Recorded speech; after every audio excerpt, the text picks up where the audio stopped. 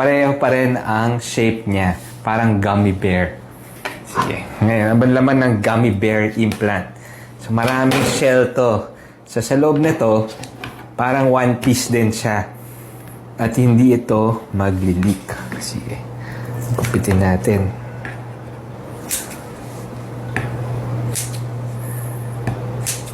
Ayan. See?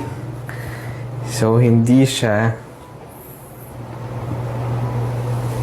mag-iiba ng shape kahit gupitin siya sa loob. Yan. Buo pa rin siya. Gummy bear. Kaya ganito ang implant na maganda dahil kahit mag-rupture siya, mag-stay lang siya doon sa area kung saan siya nilagay sa loob ng breast. At hindi ito kakalat doon sa katawan. At buo din siya. Okay? So, see? Pwede natin ibalik. Ayan.